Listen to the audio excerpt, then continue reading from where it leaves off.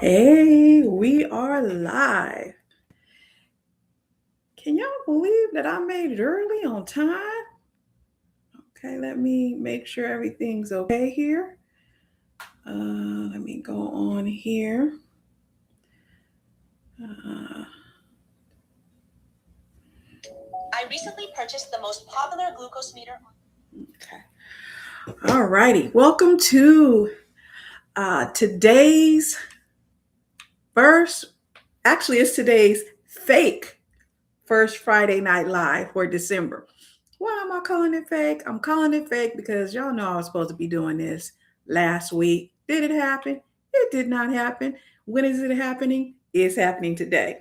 So, welcome. Thank you for coming. I'm going to go ahead and get right into it. I don't want to keep you long. And I just want to say thank you for everyone who is here. This is the very last Friday Night Live for 2025. Can you believe that the year is almost over with? I can't believe that the year is almost over with. This is the last first Friday Night Live for 2025. So, welcome. I see that we have some folks in the house, and I just want to say welcome. Okay. So, hello everyone. I am Colette Elizabeth, and this is the makeup first Friday night live for December 2025. I want to welcome back my day ones, and I want to welcome the community for today's new ones. We'll get started shortly. In the meantime, please say hello in the comments. If you feel comfortable, let me know what city, state, even country because honey, we worldwide that you are tuning in from. You can just put it in the chat so I can give you a shout out. Before we get started, also, please do me a huge favor. If the sound is okay and you can hear me clearly, do me a favor and drop a 60 in the chat so I will know that we're all good to go. And I want to thank you for doing that. Okay, it helps me to make sure that we're all connected and things are flowing smoothly. Okay, so let me see. What I want to do while I'm waiting for more people to come into the room is I want to quickly go over our analytics and channel milestones. Okay, so as of when I did this, I think I did this data gathering yesterday. I think it was yesterday. As of yesterday, our channel has over 175,000 views. We on our way to 200,000 views. Okay. Um, our community is almost 3,100 strong. Okay. Actually, it's more than that. I should just say that we have, about 3,100 subscribers. Our community is much bigger than that because we have people who watch the channel who do not necessarily subscribe, and that's fine. I want to say like 20% of the people who watch the channel are subscribed. 80% are not subscribed. And I'm talking about repeat reviewers. So even though the subscription count is like over 3,000, almost 3,100, we really have more viewers than that. I also want to say our community is comprised of people from all over the globe, honey. Like I said, we worldwide, okay? Most of our community is here in the US. Second, we have people in Canada. That's our second largest community. Third is the UK. We also have Australia, we have Germany, we got South Africa, we got Sweden, as well as Trinidad and Tobago in the house. Hey, so I want to welcome our global community. We are so glad you're here. Let me look and see if we have those comments. Let's see. All righty. All right. My mom is in the house. You guys say hi to my mama. Wealthy Mac 1377. Hi, mama. My mom is in the house, you guys. Hey, mom. Okay, so let me go ahead and finish out my daughter is in the house, and I have a surprise appearance for you guys today. Okay, so let's look and see. Do I have any other comments? Okay, let me get back to some of our housekeeping. I like to do the housekeeping at the beginning so that we can just flow smoothly with our content as we go through. I want to just share with some ways that you can support the channel for free. Okay. You can support the channel for free by liking the video. So if you haven't done so already, go ahead and like this live stream right now so you don't forget. Another way you can do it is by sharing the videos. Okay, I appreciate that. Um, Another way you can do it is by commenting, even if you disagree. Just keep it clean and keep it cute. You don't always necessarily have to use words. If you put something in the comments, you can put just an emoji. YouTube counts all of that as engagement. Another way you can help is by watching an ad or two. It supports the channel. Now, you don't have to watch those 30-minute ads. I've seen them. You don't have to do that. And another way, they have a new feature, is called hyping the videos. If you're watching, sometimes you'll get this prompt that say, hey, you can hype this video. Girl, go on and hype it. Just click the button and I'll explain briefly how to do that in a second. And the last way you can support the channel for free is by completing any YouTube surveys that may come up after a specific video. So when I talk about hyping the channel, basically what hyping the video does, it allows or it boosts discovery for the channel. So YouTube will assign some hype points to help the video climb a weekly, it's called a leaderboard for top videos in our country. And what happens is those videos are pushed out. So it helps with exposure. So the way you hype a video is if you're looking on your actual phone, okay, you can launch the YouTube app on your phone, find the video, go to the video, and then what you would do is there's a hype button. You'll see it. You just hit the hype button, you just tap it, and then what happens is it will hype the video. That's all you have to do. And there's like a limit. You can type something like hype like 3 videos per week. Maybe you don't want to hype all my videos. Maybe you decide to hype some other folks' video. But I think that since I'm turning you on game, go ahead and hype at least 3 of my videos. That'll help a sister out, okay? All right. Other ways you can support the channel, I mentioned taking the YouTube surveys. All you got to do is look at the survey. What happens is sometimes YouTube will prompt a survey. The survey will pop up after a video. And all you got to do is read the questions. It takes like less than 5 seconds. First of all, give my videos 5 stars. I would appreciate that. And then what you want to do is YouTube, the questions will ask you, hey, what do you like about this video? Was it life changing? Was it inspiring? Was it heartwarming? Was it enjoyable, calming, useful, informative, and or other? Just mark them all. Mark all that applies or mark them all. Okay. And don't forget to hit the submit button. Okay. So I want to thank you very much. Taking those actions will help with engagement and let YouTube know that people are watching and enjoying the videos. And they will in turn push them out to more people. And I don't know if you all know this, especially if you're not a content creator. A lot of content creators of all sizes have taken a hit on their views because of changes in the algorithm. My actual channel has taken a hit in views as well. Oh, I want to say this. Last week or earlier this week, might have been last week, I sent a message out to my personal community and asked them to share my videos, and my community, family, friends, they came through.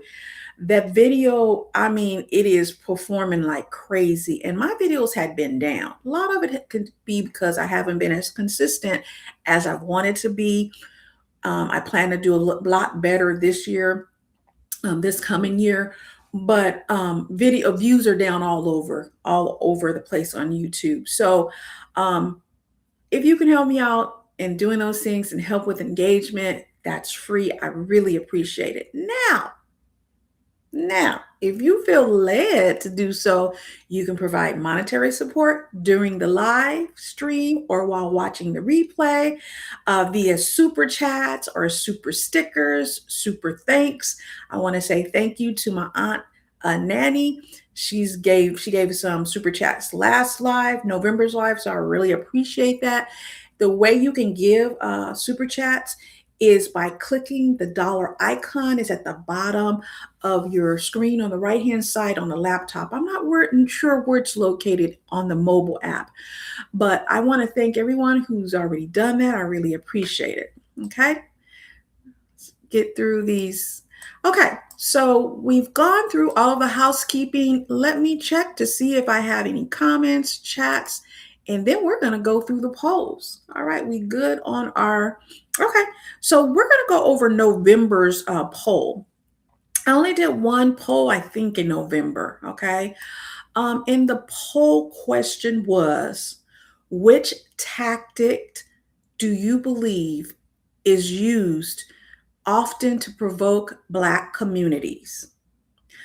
The poll question was, which tactic do you believe is used most often to provoke Black communities? Now, this poll was related to my video entitled, I think it was entitled, Don't Take the Bait or something like that. I believe that's what it was. It was Don't Take the Bait. Well, that's what the actual thumbnail says.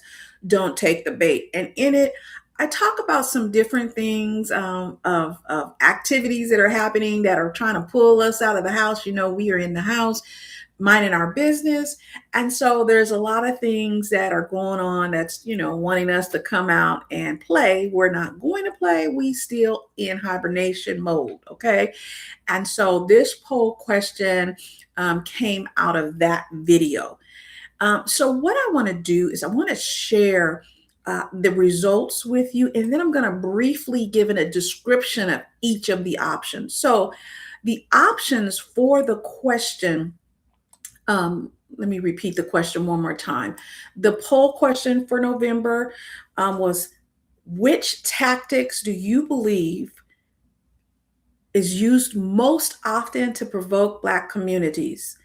And the potential answers or the options were historical erasure, employment redefining, employment redlining, not redefining, employment redlining, targeted intimidation, or reactive traps.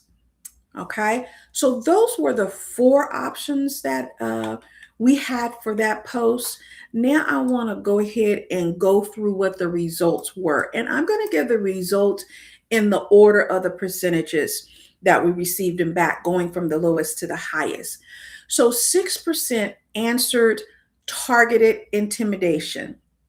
And one poignant example of targeted intimidation that comes to mind for me happened just this past February in 2025, when according to CNN, a group of neo-Nazi supremacists wore masks, waving large swastika emblazed flags, pinned swastika banners, and I'm saying swastikas, on the fence of a overpass, and a sign that read, America is for the blit man. And I won't say what the word is because I'm not sure how YouTube is handling that. And they proceeded to march on a highway overpass between Lincoln Heights and Evandale, Ohio. Now, this is located in a historically predominantly Black suburb of Cincinnati that has endured a long history of racism. Okay, so if that's not an example of targeted intimidation, I don't know what is. So again, 6% of the people who answered the question said targeted intimidation. 19% chose reactive traps. So over policing and policies such as stop and frisk that you heard about back in the 80s, 90s, this stuff is still happening, and racial profiling.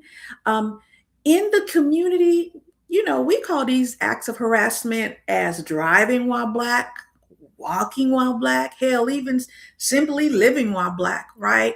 These are everyday examples of reactive traps that people are using to provoke Black communities. Okay.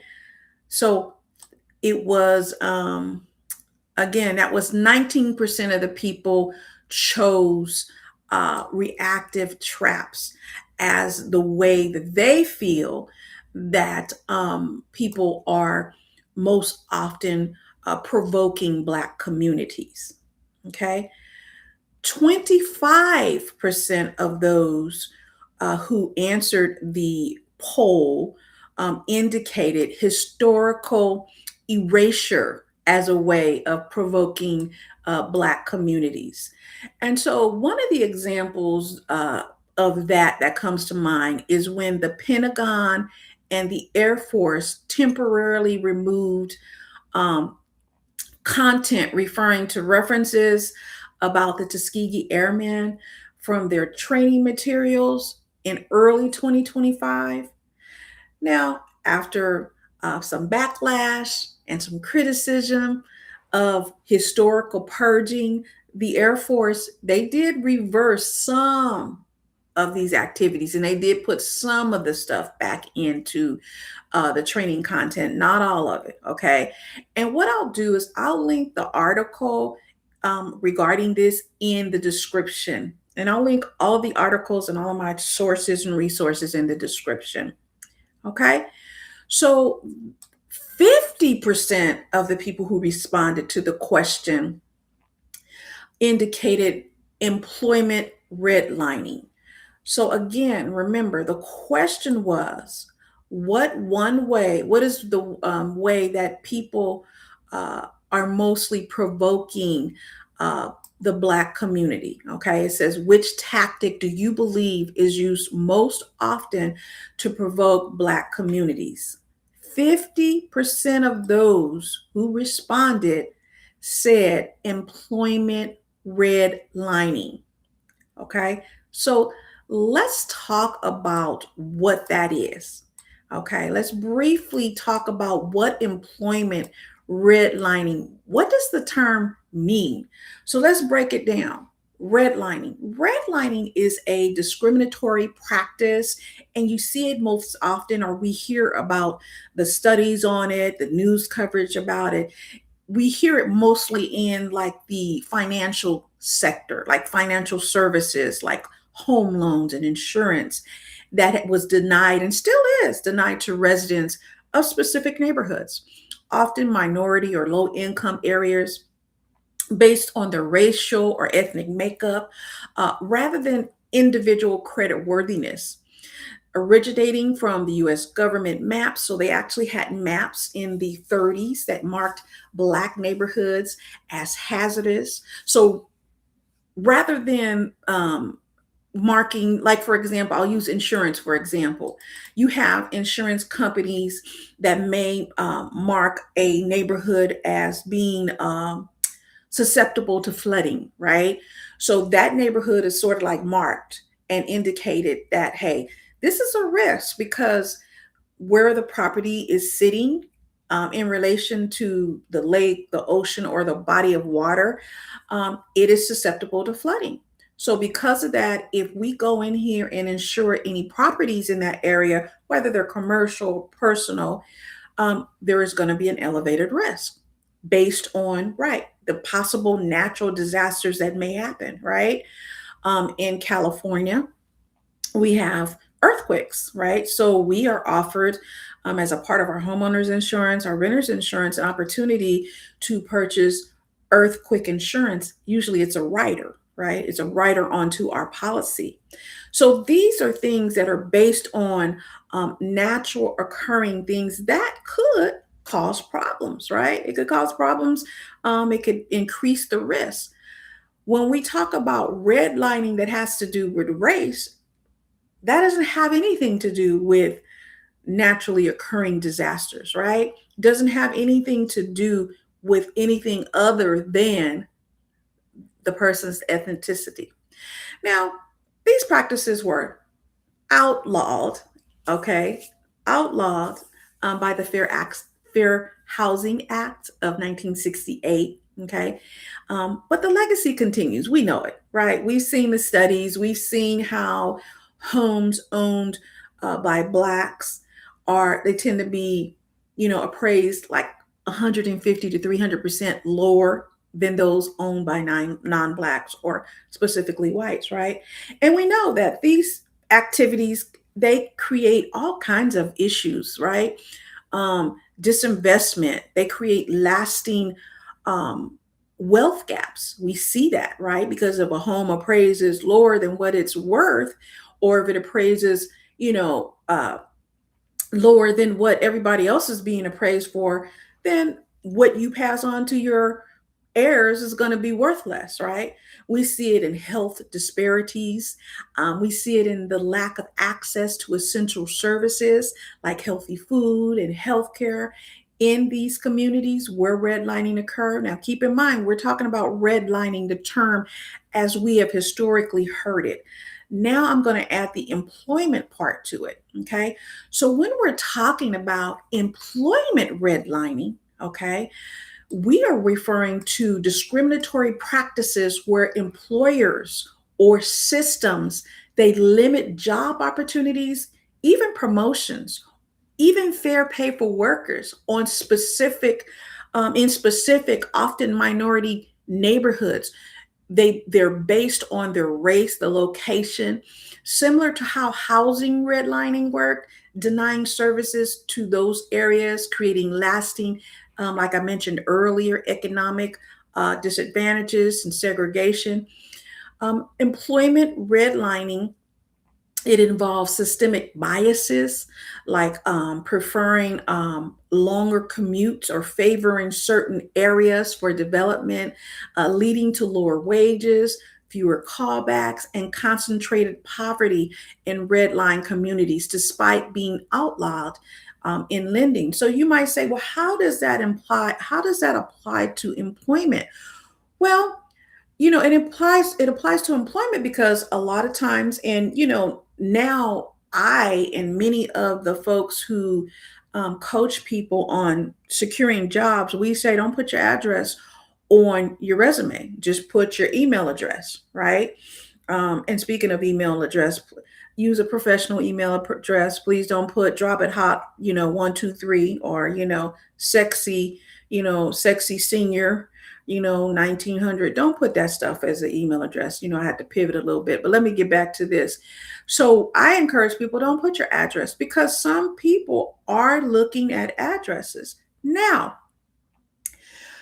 If you're applying for remote work, some employers may want to know what is your address, because maybe their job is only, open to folks in certain states or certain cities. That's different than employment redlining. Employment redlining says, hey, this person lives in this particular zip code, so I can pretty much guess, what their racial background is. So I'm not even going to interview these people.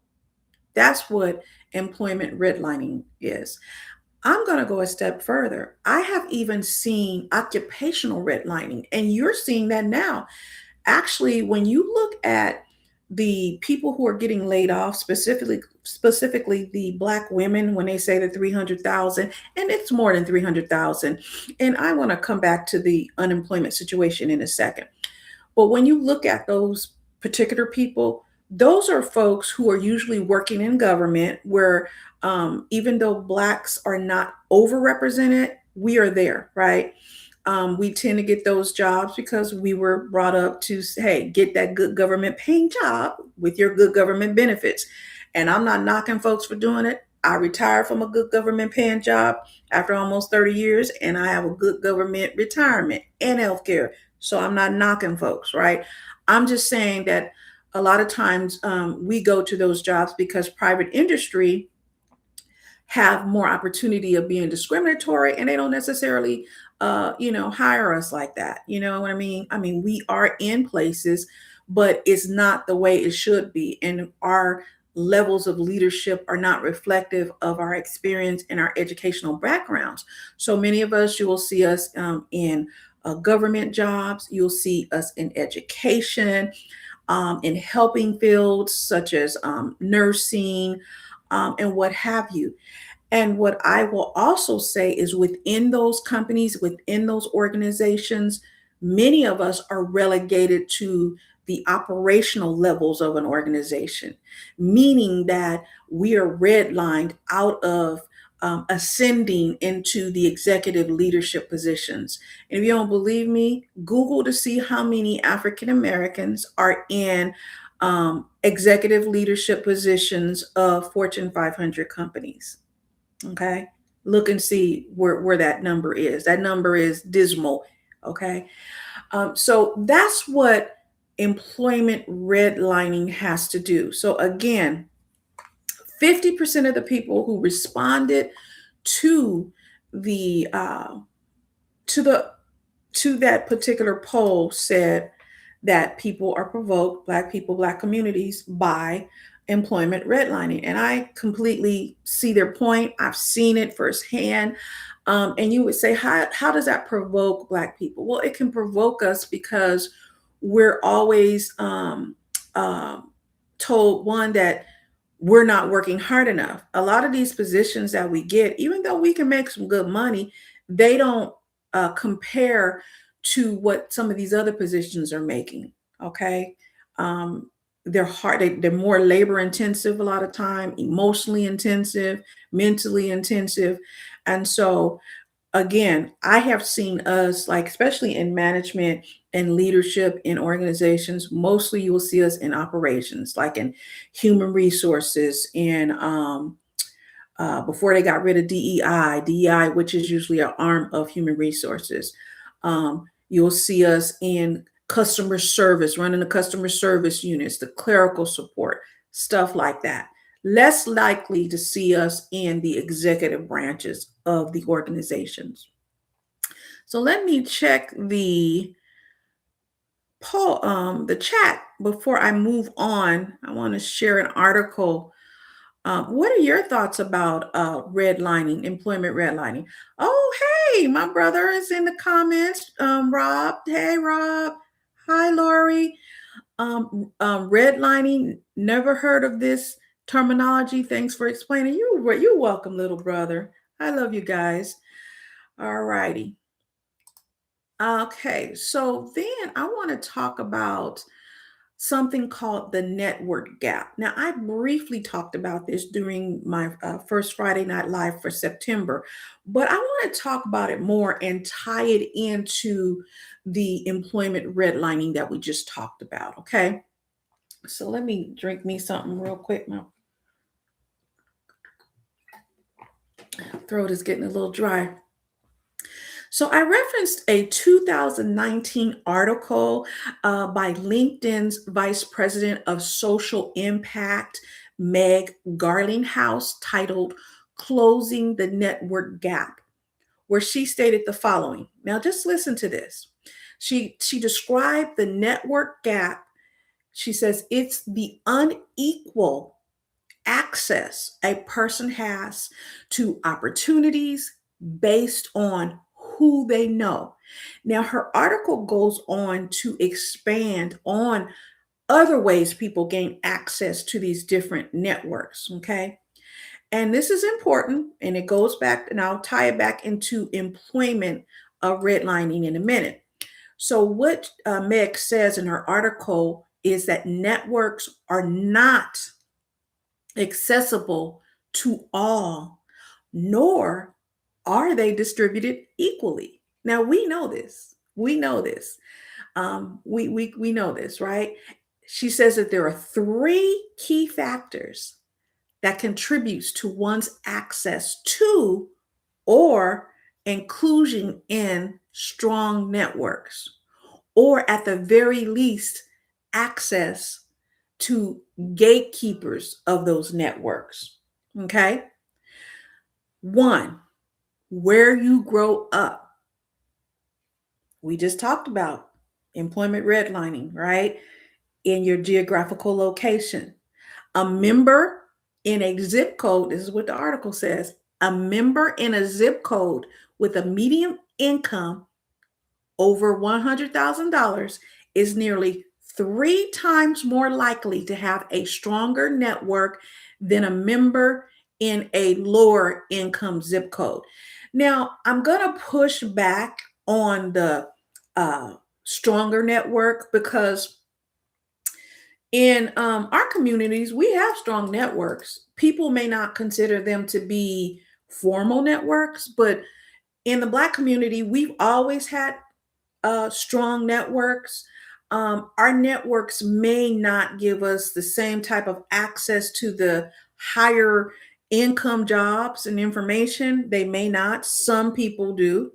Our networks are they're different. They're diverse, and they all depend on who like she says, where you live, the different organizations that you're in. We have networks, and we do have networks that try to equal the playing field, right? So we have organizations where people are able to socially engage with other folks who are either where they want to be or, that kind of thing. So she talks about three times more likely to have a stronger network. I'll say a more formalized, connected network versus stronger network. Okay, because our networks are very strong. In fact, my job that I retired from the state, I got that. I applied for that job and I took the job as a result of my network. I'm gonna shout out to my late uncle Arthur. He just passed away, and I took my job after talking to my uncle Arthur, who also worked for the same state agency, and he gave me some valuable information that allowed me to make a data based decision on whether or not to accept this particular job or not. Now, my having accepted that job has allowed me to one, have a retirement that will last me the rest of my life. That has allowed me to have a medical health insurance that will last me the rest of my life and paid for my children's health insurance until they return 26. It also allowed me to have my student loans forgiven as a part of the public employee service. I forgot what they call public loan forgiveness service, whatever that's called, right? So that was a network. Now, other people may not consider it to be a formal network, but that was a network. Um, that's how I found out what the job was, how it goes along, and all of that. And as a result, I was able to take care of my children, right? Pay for their schooling, private school when they were younger, when they were in private school when they were younger, and that kind of stuff. So I'm sharing that because I just again I want to push back on the stronger network. We have very strong networks in our communities, even though many of us may not be making $100,000. Okay, because the value of the job and the salary of the job, those are two different things. All right. So she indicated, Meg, in her article number 2, where you go to school. She says a member at a top school is nearly twice as likely to have a strong network. Again, um, defining strong having to do with how much money you make. Okay, that may be true. But I just wanted to share the article because we need to understand some of the factors that are in play when it comes to accessing gatekeepers and information and the necessary resources that we need to move our lives forward or move them in a way that we want to as it relates to employment. 3, where you work. That is so true. I've seen that myself. A member who works at a top company is almost twice as more likely to have a strong connection. I still have connections from where I worked for almost 30 years, and I have connections from where I worked prior to working for the state agency. I still have those connections. Okay. And those connections, while they may not have always yielded me different employment, they have yielded me information and access to information to secure employment and other things, right? Because this is not all about working and your job and all of that. It's not about all that, right? I just think that the article shows you the clear link between the zip codes and where you live. Excuse me. Excuse me. Excuse me.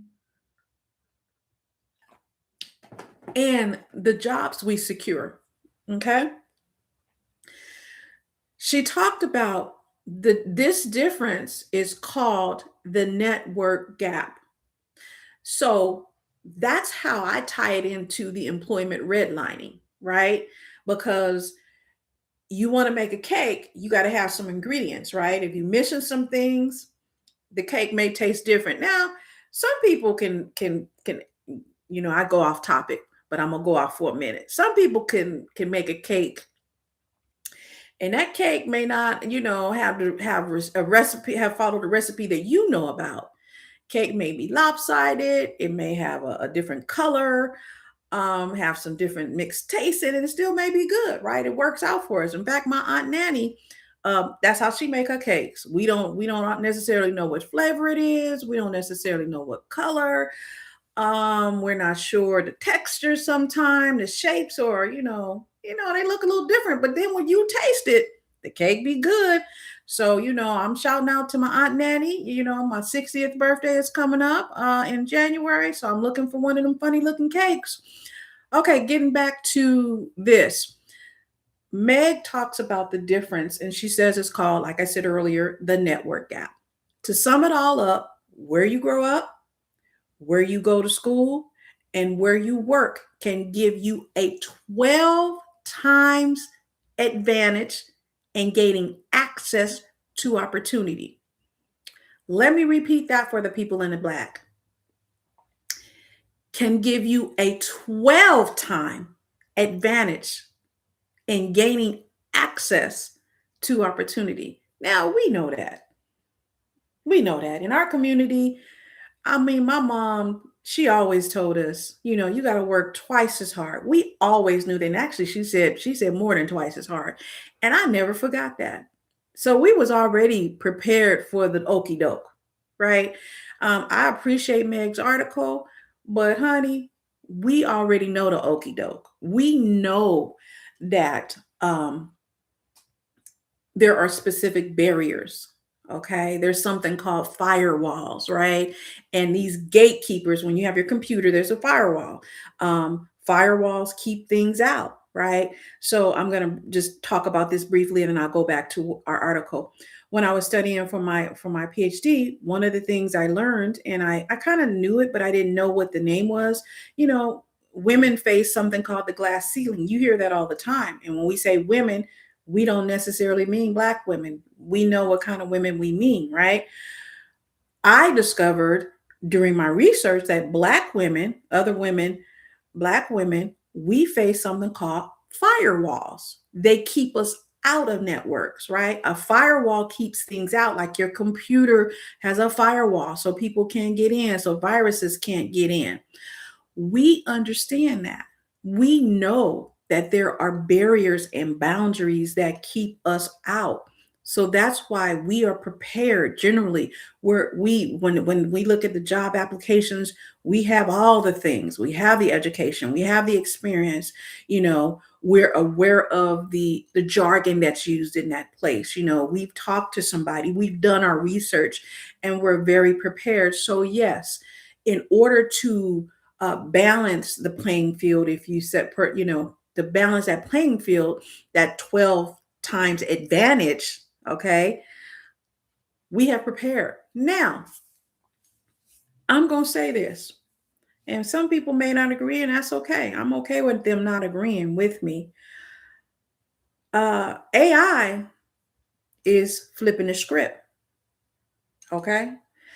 So, because we're headed towards a more knowledge based society, and I'm not saying that there are not ways to discriminate against us. There are, people gonna find a way.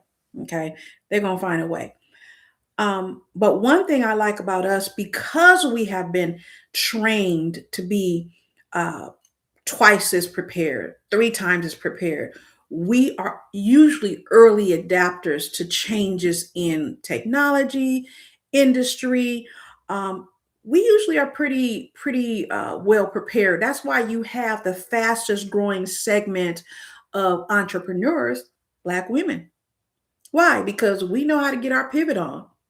Okay, those 300,000 folks who lost jobs, Black women who lost jobs. Yes, it is devastating to lose a job, to get laid off, to get fired. Okay, I've experienced that. It's devastating. You have to figure out what are you going to do. But one thing I like about us, we handle what we got to do. We get mad, we cuss, we pray, whatever we do, get our drink on. However, we have got our plans ready and we move on because we have responsibilities. Okay. So, anyway, here you have it, the recipe for employment redlining. The information about the article will be in the description. The link to the article will also be in the description. I just found that it was very, very fitting. And it's something that we already know. We know these things. What I like about technology is catching up to stuff that we in our community have known for years. We've always known about the Who You Know network. All right. We always knew about that. And we knew that in many cases it did not serve us properly, but we knew how to get around that thing. If it's a gate up, we knew how to get around the gate, climb the gate, dig under the gate, cut through the gate. We knew how to do that and we still do. All right. So, have you ever heard about the network gap before today? And do you agree or disagree with the article? Feel free to share your thoughts in the chat or in the comments if you're watching the replay. So let me check and see if I have any comments. Let's see if we got any comments. Happy Friday. Hey, Danny, welcome. I'm so glad you're here. All right. So back to the poll. Again, it was produced from and it's related to my video titled, "Oh, the Trap is Set, Why Black Women Must Not Take the Bait." And it's a part of the Black Women Escape the Cape series. The link to that video is in the description. Okay, I'll have that in the description for this YouTube live stream. So when I was younger, we're going to transition into our next segment. When I was younger, there was this saying that knowledge is power. In the next segment, we are going to discuss folks who did not get that memo. They didn't grow up in our community. Okay. So most of you have probably heard about, and I'm going to use the word, okay? Mama, you're going to probably say something, that's all right. Okay, I just had to deal with that. So most of you have probably heard about two complete idiots from North Texas who have been indicted by a U.S. federal grand jury for plotting to invade Ganov Island in Haiti. All right. So they started doing this planning to conduct this so-called coup in August of 2024. Their ultimate goal was to unalive all the men. When I say unalive, you know what I mean. And to take all the women and children with, it rhymes with ex-slaves. Okay. I got to be careful what I say on YouTube. All right. So they plan to unalive the men and take all the women and children as ex-slaves. Now listen to this. In preparation of their invasion of Ganov Island, they started learning Haitian Creole. They started researching firearms, ammunitions, and military style rifles they intended to purchase. They planned on transporting the firearms and ammunition and explosives by sailboat, okay, according to the indictment, okay, to the point where one of them traveled to Thailand to enroll in sailing school in preparation for the purpose of the sailboat and voyage to Haiti. However, he couldn't afford it. He couldn't afford to attend the sailing school. Okay? Now listen to that. Could not afford to attend the church the school that's going to help him sail to do something crazy. In addition, they planned on recruiting and hiring homeless individuals from the Washington, D.C. area. I don't know why they picked Washington, D.C. to serve as mercenary forces of sorts, right? Those are the people who, they're hired police, are usually mercenaries or hired like military folks. I guess they was going to serve as the security of the island. I have no idea. Check this out. One of the fools even enlisted in the U.S. Air Force to gain military skills. The other one joined a fire academy, but he flunked out of the program. Surprise, surprise. Now, you guys, I was looking at this thing. I was looking at the article, and I know you've probably seen it all over the place. My question is, how you gonna be dumb and broke, okay, and call yourself gonna take over an island off the country that was the first Black republic due to the successful slave revolt that took place between 1791 and 1804. These people took, these enslaved folks fought off a whole country of folks who enslaved them, France, and you gonna go over there broke and dumb and try to take over this country? What is wrong with you? Okay? Not to mention, you currently got some stuff going over there that I'm just trying to make it make sense to me. Make it make sense to me. So you did all this so-called learning and planning and researching, but you didn't bother to look up the Haitian revolt for real? Okay. And this, ladies and gentlemen, is why learning is essential. This is why they should not be taking books out of the library, why they should not be rewriting history so folks will know what history say. Because, and they should have got them some Black friends. Because some Black friends would have said, you trying to go to Haiti? Ain't barbecue over there in Haiti? Barbecue over there running Haiti? How you going to go to Haiti and you, what? See, you need a network. Get you some Black friends, okay? So what are your thoughts on this story? Put them in the chat. Or if you are watching the replay, put your thoughts in the comments. Okay. You just can't make this stuff up. I just had to share it because I said, really? I keep I'm like, really? You gonna take over? Why you pick that country? Okay. Why you pick that country? So let me look and see if we have any comments. All right. Tell me what you guys think about that in the comments. And if you can still hear me, if you could put a 60 in there, that'll be great. So I know you guys are still able to hear me and I'm able to see my chat. Because my chat. Danny said, no words. Danny, you can't make this stuff up, girl. You cannot make this stuff up. Okay. Y'all shout out to Danny, natural D Alley. Let me look up her. Put your channel in the chat, Danny. Sorry about that. I keep mixing it up.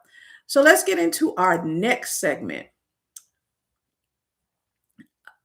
Well, before we get there, I just want to remind you guys, the Create Your Personal Vision and Mission series can help you to gain clarity, right? And I created that series. Hold on a second. Let me go back to something real quick. I think I see a comment here. Give me a second, guys. Oh, okay. All right. Don't forget to hit like, you guys. I see only 2 likes, so please hit like so that YouTube can push this live out. So speaking of learning, I encourage everyone to engage in continuous learning. This can include learning about yourself, learning, what is your purpose, what are your values, what is your vision for your life, okay? And so I wanted to remind you that Create Your Personal Vision and Mission, the series, can help you to gain clarity, direction, and purpose.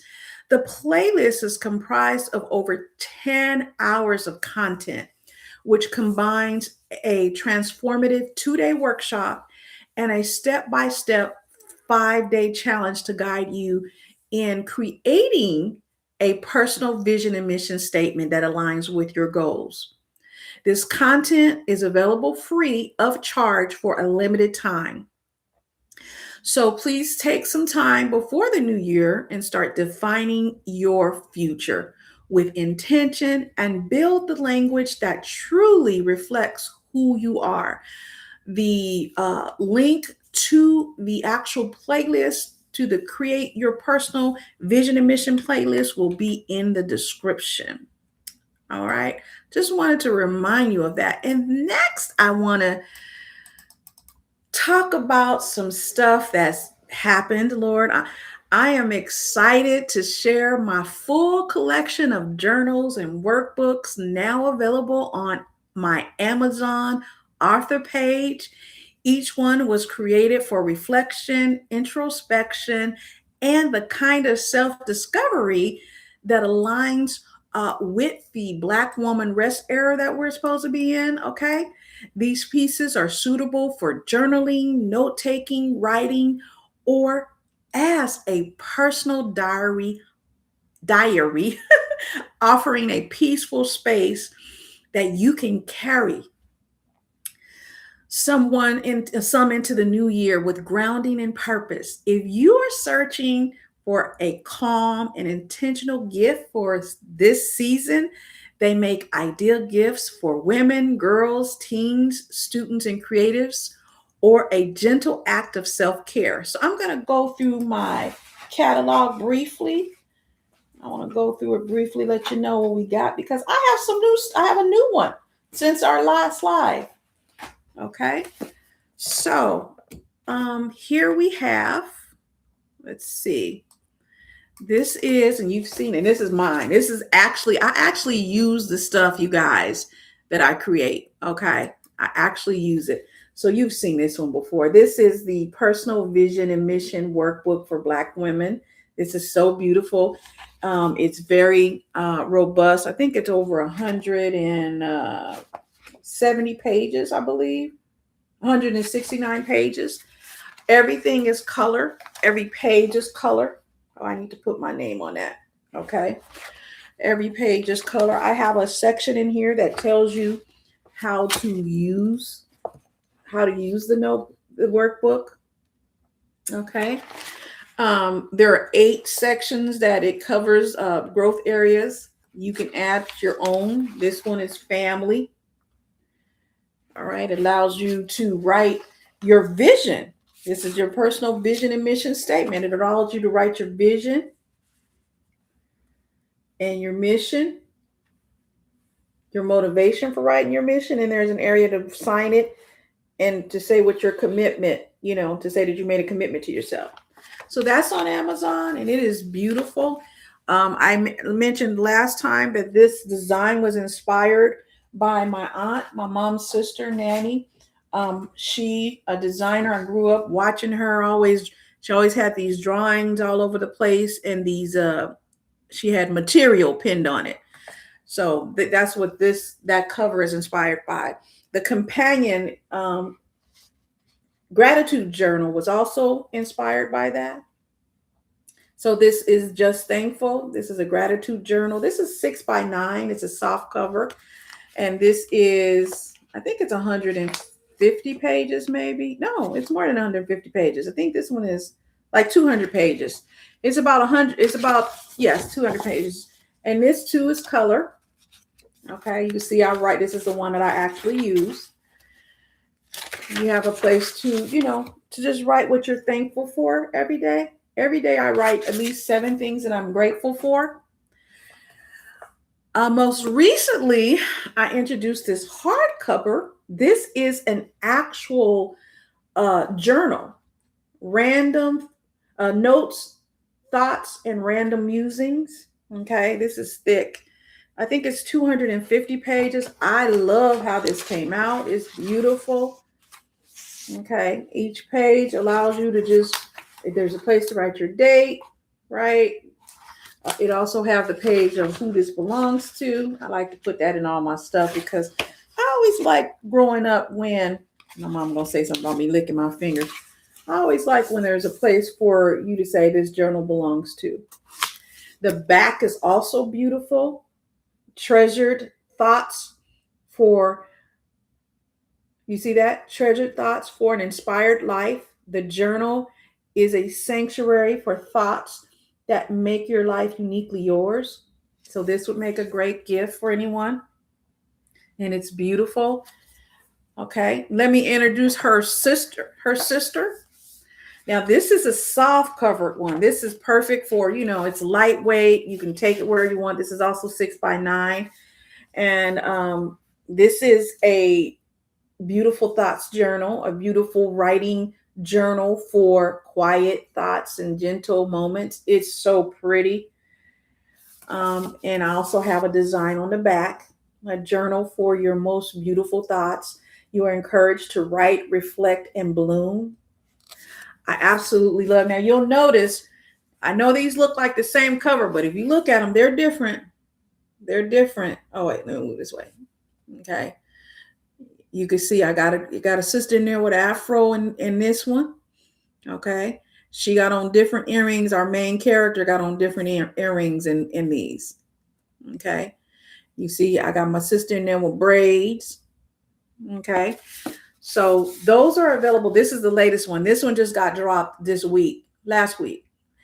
So these would make some great gifts, if you celebrate Christmas. Speaking of gifts, before we get into the last one, I want to open a gift from Danny.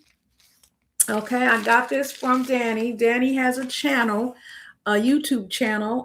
Danny, put that in the chat pot. But I just want to open it. We have a community here, and and Danny, I'm sorry, I'm just now opening this. I don't go to my mailbox often. I go twice a month because that most of the time is bills. And hey, I only had the money twice a month, so ain't no use for me going no earlier than that. And I don't have a, like in the old days, the mail is in your house. No, I have a mailbox bay in the community where I live. So I gotta walk to it. Now I don't go. I don't go to it. I don't go to it every day. So this is from Danny, and I just got this. Oh, beautiful card. What I was saying is that we have community. We get community.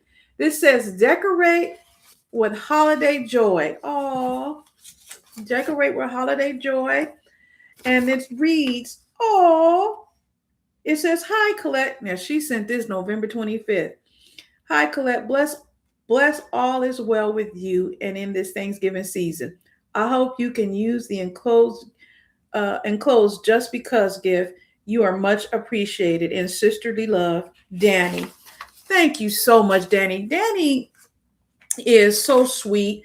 We do accountability, and she is very creative. She does a lot. Ooh, I like this, Danny.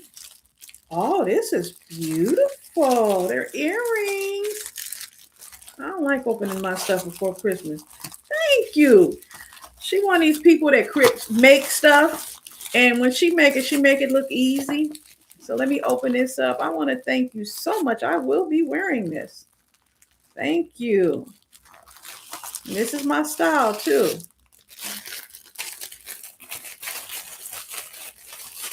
This is from Danny. Oh, this is beautiful. Thank you, Danny. I appreciate it. I will be wearing this, honey. Why are you playing? All right, thank you. So let me look and see my comments. Thank you again, Danny. Okay, let me see my comments. Okay, let's move to the next. Let's move to the next thing. Oh, and the link to my Amazon author page will be in the description, and it will be a part of the pinned comment. So for our last segment, I have to tell you that I am repeating something from the first Friday night live that we had in November, you guys. I didn't realize it, but the live stream cut off, and I did the entire segment. I didn't know that it cut off till I went back and looked at it. So I wanted to make sure that I shared it with you because I liked that segment and I really liked the information. And so I had mentioned a few weeks ago, I was watching an interview between Dr. Kamani Norrington Sands, hey, Kamani, a licensed clinical psychologist, and a burnt out recovery coach, Kamisha Jones Brandon. And it really spoke to me. Now, Dr. Kamani has a channel called Lifting as We Climb, uh, consulting services. And I think I have the link, it's going to be in the description, but at least the link to this video will be in the description. But anyway, she did a live stream that was titled "When Strong Isn't Safe: How Black Women Heal from Chronic Stress." Now, in that interview, um, which, like I said, which I've linked in the description, Kamisha said something that stopped me in my tracks. Okay. She said that Black women are experiencing a wellness renaissance.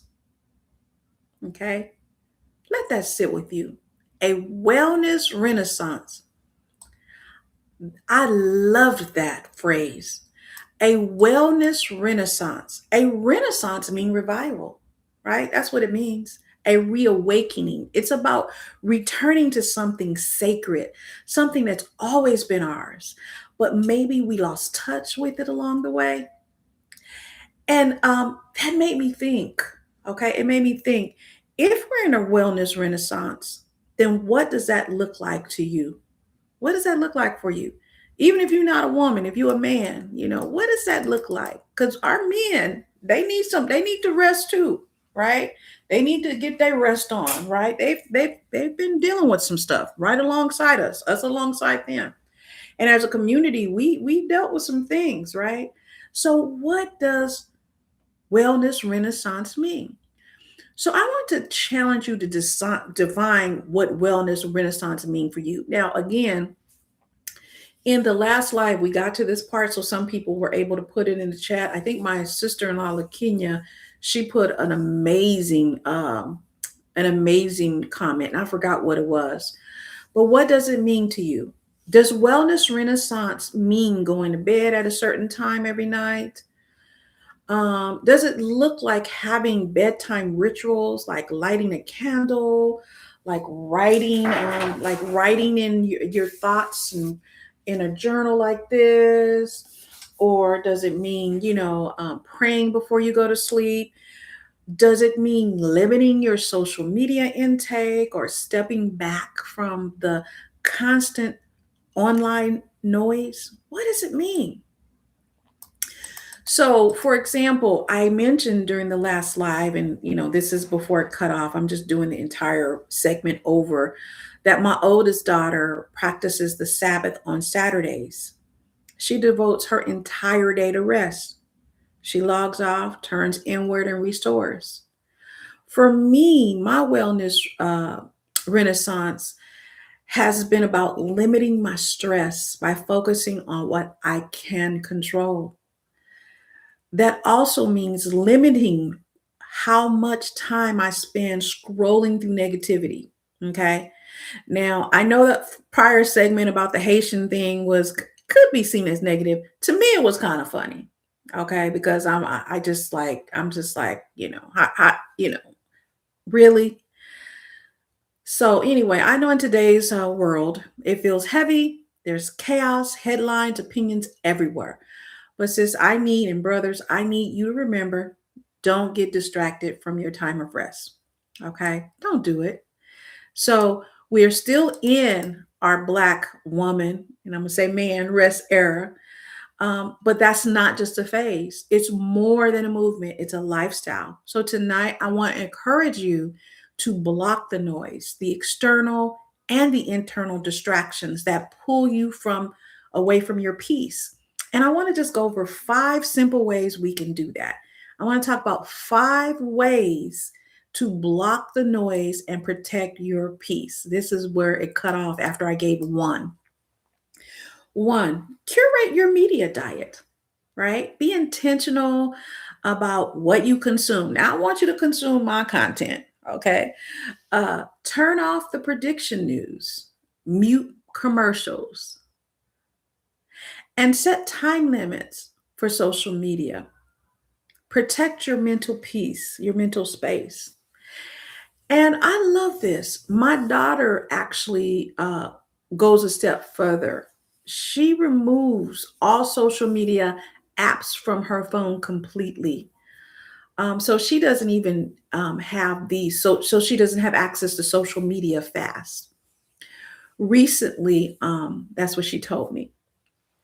And sometimes it's not about deleting apps forever. It's about giving your mind permission to breathe again, right? Sometimes we just need some space. We just need some time. So that was number one. Number two, set boundaries, real ones. Say no when you need to. Protect your time, okay? Guard it, your rest, and your energy. Turn off those non essential notifications. Now, everything's turned off on my phone except text messages. Mine really turned off because I don't know how to turn it on. Okay, I don't want to turn it on. So, going back to my oldest daughter, she said something that really stuck with me. Okay, she said, boundaries are not what you put on others, they're what you allow yourself to experience. Okay, I want to talk about that again. Boundaries are not what you put on others, okay? They're what you allow yourself to experience. Woo, that hit me because it reframed boundaries not as a wall, okay, but as self-love in action. It reminded me that I am in control of my peace, not anyone else. Because sometimes we do things and we box ourselves in, and I don't know about you, but sometimes I'll get anxious about feeling like claustrophobic mentally and emotionally when I'm thinking I'm boxed in. Whereas if you reframe it the way my daughter thinks about it is what you decide you're going to experience. And I love that. You know, you can learn from these people, these kids. I don't know why people complain about the younger ages, the younger folks. You can learn so much from them. You can learn so much from them. Number three, create a positive environment. Surround yourself with people who uplift you, not those who drain you. Fill your space with music, with scents, with words that make you feel grounded. Because I am someone who feels deeply, I have to be extremely careful not to take on all of the world's anxiety, all of the world's problems, okay, and all of the world's sense of helplessness, hopelessness. I got to be careful. There was a time when I found myself becoming very negative, just absorbing all of that energy. Okay. And I still got to catch myself too. I got to catch myself. Right. So I've had to pull back. Okay.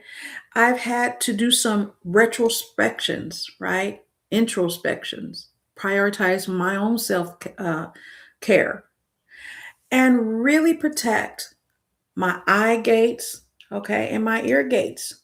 That means being mindful about what I watch and what I listen to and who I allow to speak into my own spirit. Okay. My daughter said, I think everything is spiritual. Okay. And I do. I think it's spirit. I think everything's spiritual. Okay. Number four, another way that you can block out the noise is to quiet the internal noise by practicing, like, being mindful, you know, about what about your surroundings around you. Just being mindful. Let negative thoughts pass out. Okay. Let them go. Let them go without judgment. I know that that's easier said than done because sometimes people say something or you say something and it's like, oh no, she tried it or he tried it, or even the things, the comments that you see on social media. Sometimes that stuff can be triggering, right? But one of the things that I do is I think about my favorite scripture. I remind myself of my favorite, and this is one of my all-time favorite scriptures that always brings me back to center. It's Philippians 4:8. I'm sure many of you know what it says. It says, whatsoever things are true, whatsoever things are noble, whatsoever things are just, whatever things are pure, whatever things are lovely, whatever things are of good report, if there is any virtue and if there is anything praiseworthy, meditate on these things. This verse reminds me to redirect my thoughts, to focus on what's good, what's true, and what's life giving, because everything is not life giving. Some things are life draining, right? You engage with somebody and you're drained and you don't know why. And I have to admit, I probably drained some people looking at negative content, and even I talk about my past toxic job. I'm sure I must have been draining. I must have been draining to my mom, my kids, or whatever, right? So just being careful, because peace starts in the mind before it ever shows up on your calendar. It shows up in the mind. 5, practice gratitude, right? Take a few minutes each night, each morning, each day, or during the day to write down 5. I write down 7. I mentioned my gratitude journal. Not trying to sell it, but I'm trying to sell it. I mentioned my gratitude journal. Okay. I mentioned how I do 7. You don't have to do 7, and some of them are big things, some are little things, right? Um, I might put in there, I'm grateful for, having clean drinking water. I'm grateful for, have a beautiful place to stay. I'm grateful for health insurance. I'm grateful for, I'm grateful for my girls. I'm grateful for my niece and nephew. I'm grateful for my mom, my parents. So I usually go over 7. Okay, I usually go over 7. I generally end each of my days when I'm writing my gratitude journal with I'm grateful for hope. I just shared this with my cousin, Joni. Shout out to my cousin Joni. It was her birthday a few days ago, and I had given her the gratitude journal. And we were talking via text about, just taking the time and devoting to completing the gratitude journal daily. And so I shared with her a few pages, screenshots of a few pages of, the things that I had written in some of the prior entries. And one of the things she pointed out is how, she enjoyed, and I don't know if she don't mind me sharing it. I hope she don't. She likes how I end each day with saying, I'm grateful for hope. I am. I am, because hope is hard to have sometimes, especially today. Okay. So I learned the concept about social battery from my youngest daughter. She will unapologetically say, Mommy, my social battery is low. Can we talk later? I love the fact that at her young age, at 25, she is aware, okay? And she is proactive about protecting her energy.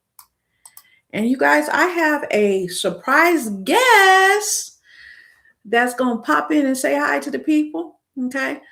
So, sis, this wellness renaissance is not about perfection.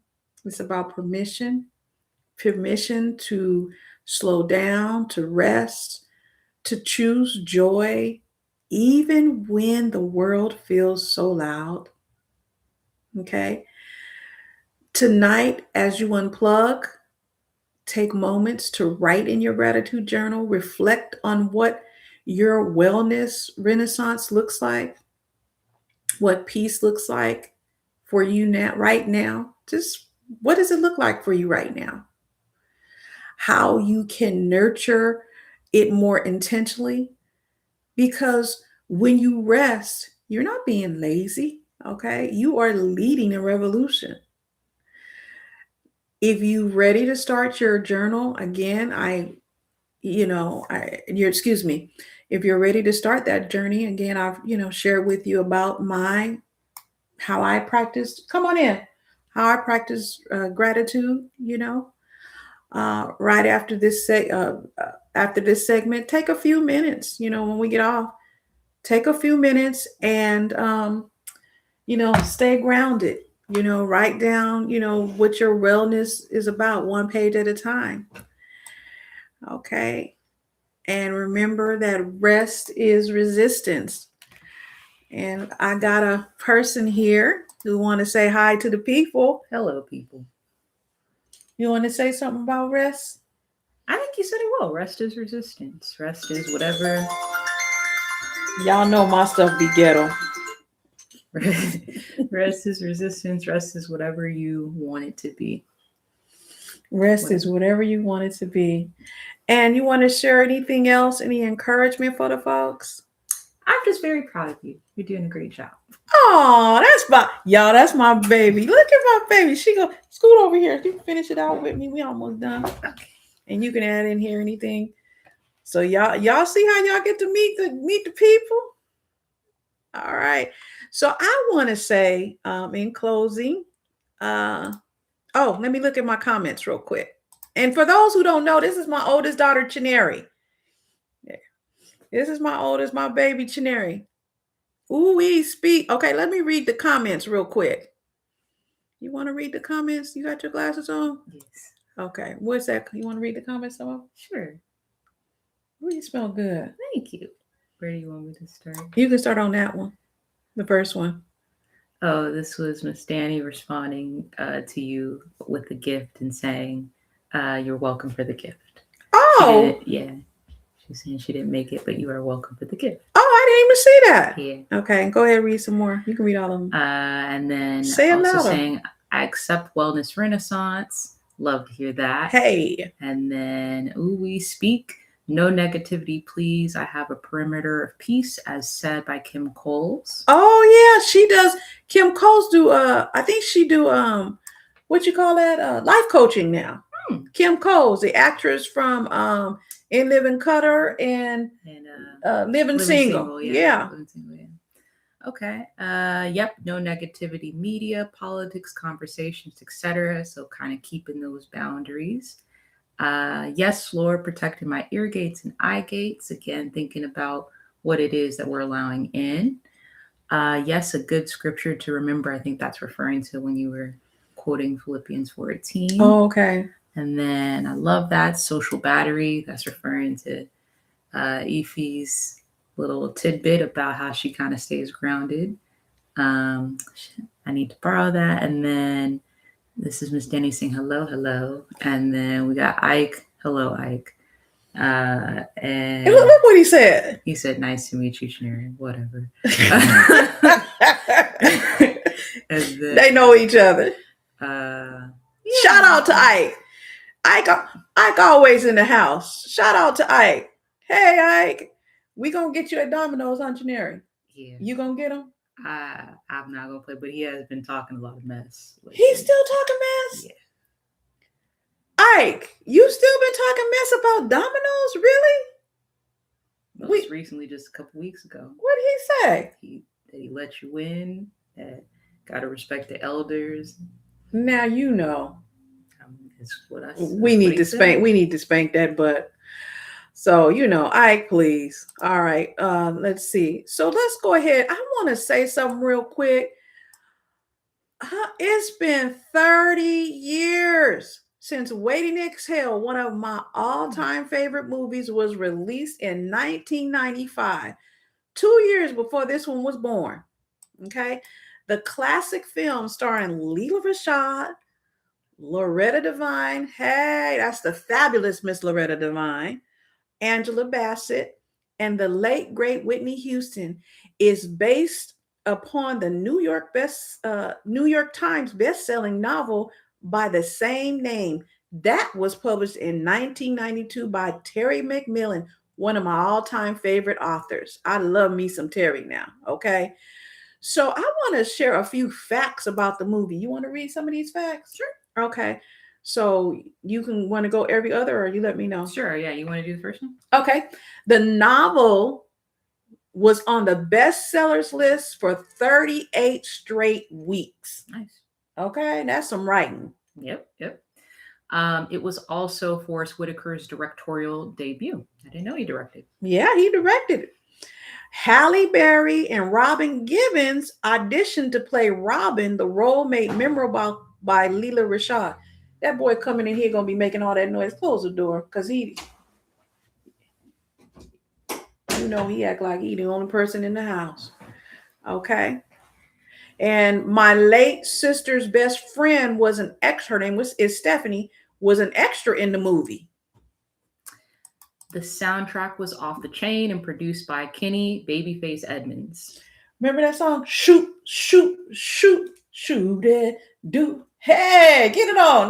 Do do do do. Hey, hey, hey. All the sounds on the soundtrack were performed by female artists. This one, I like that one. Yes. McMillan was involved in the production of the film.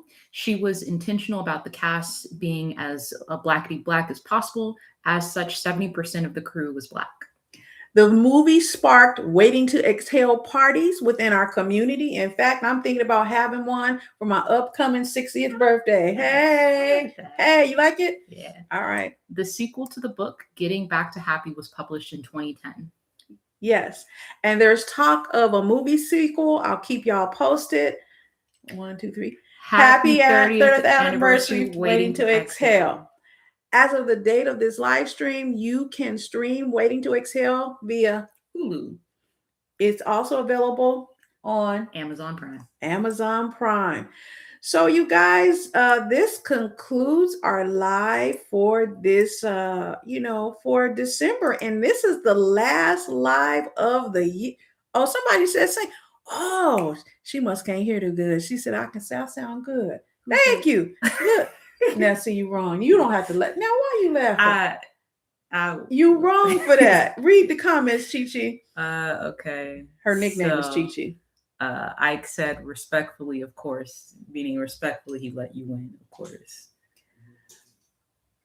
And all right, we're gonna let that pass. We'll deal with that. We'll handle it. And then Miss Daddy put some laughing emojis, and she said, "Okay, sing, Miss Colette." So, Chineri, what do you want to share with the people? Anything you want to add? Any comments? Just encouragement for the people. And your grandmother's on here too. Hi, Mimi. Give her a shout out. Hello, Mimi. I love you. I will give you a call soon. In terms of encouragement, I think just allowing time for reflection. It's been a long year, and regardless of how the year was, you made it. You are still here, and so you deserve a pat on the back for that. Thank you. Thank you. So, yeah, rest, reflect, celebrate, whatever that looks like, as long as you stay safe. And yeah, that's it. And Uncle Rob's on here too. Uncle Rob. All right. I just want to shout out to everybody on here. Again, I want to shout out my cousin Joni. Her birthday just passed. And I just want to say I really appreciate this community. You guys have been rocking and rolling with me for a minute. And, it's been a lot. I'm pretty excited. My daughter both of my girls have been my biggest cheerleaders, and my mother be in the comments. I just appreciate it. My family has been showing up. You guys have been showing up. We got Ike be showing. Ike and my brother Rob. We call him Rob. He looked like Eddie Murphy, huh? They show up to all the lives. And I need to say hi to his wife Lori. Lori, hey. And I just appreciate it. My cousins, all my cousins be showing up. My cousin Madeline, she be showing up. Roxanne, all of them. I don't want to name folks because I'll be forgetting. And people be texting me, and I ain't going to be dealing with no texting tonight. I'm going to give me something to eat. Anything else you want to say, baby? All right. Well, I love you. I love you too. All right. All right. Talk to you later. All right. Talk to you. See you later. And we'll see you. I may do a pop-up. I probably ain't going to do it, huh? Probably not. Miss Danny said, "Thank you, dear. Merry Christmas and Happy New Year in advance to you too." Thank you, Miss Danny. Same to you. Thank you, Miss Danny. Thank you. Same to you. All right. Love you guys. And I'll talk to you later. Love you. Bye. Mwah.